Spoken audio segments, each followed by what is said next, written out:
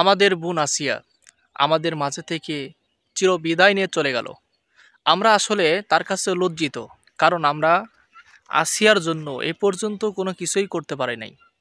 আমরা তার ভাই হয়ে আমরা লজ্জিত, আমরা তার জন্য কিছুই করতে পারলাম না এখন পর্যন্ত। আসিয়ার বিচারের বিষয় 90 দিন প্রথম সময় নিয়েছিলেন, এখন বলতেছেন 7 দিনের মধ্যে বিচার করা হবে। 7 দিন না, 24 ঘন্টার মধ্যে তার বিচার নিশ্চিত করতে হবে। যারা এর সাথে যারা জড়িত আছে তাদেরকে সবার সামনে ফাঁসি দিতে হবে। সাধারণ জনগণ, প্রতিটা মানুষ যদি ফাঁসি চায় সবার সামনে, আপনারা দিতে সমস্যা কি? কেন আপনারা দিবেন না? আপনাদের সমস্যা কি? জনগণ যদি চায় এই অপরাধ যারা করবে, যারা দর্শন করবে, তাদেরকে সবার সামনে ফাঁসি দিতে হবে, মৃত্যু নিশ্চিত করতে হবে। তাহলে আপনারা কেন দিবেন না? আপনাদেরকে আমরা যে 24 বিপ্লব অর্জন করে স্বাধীন করে আপনাদেরকে উপদেষ্টা বানানো হয়েছে, কেন বানানো হয়েছে? জনগণ যা চাইবে তাই আপনারা দিবেন, সেজন্য বানানো হয়েছে। কারণ আগে জনগণ যা চেয়েছে তা পায় নাই, এখন এই কারণে বিপ্লব অর্জন করে আপনাদেরকে বসানো হয়েছে আমরা যা চাইবো তাই করবেন।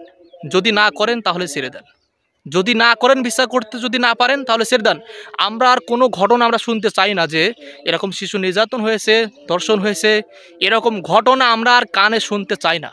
আমরা শুনতে শুনতে শেষ হয়ে গেছি, এরকম অবস্থা আমরা আর দেখতে চাই না। আমরা সারা দেশের মানুষ আমরা সবাই চাই যারা এই কাজগুলো করবে তাদেরকে সবার সামনে ফাঁসি দিতে হবে।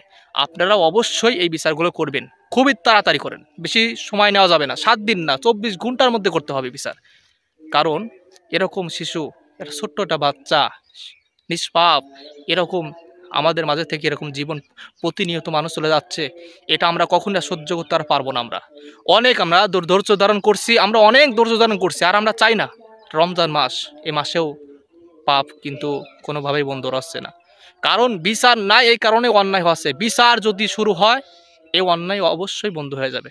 অতি দ্রুত আপনারা বিচার করবেন, খুবই তাড়াতাড়ি বিচার করবেন।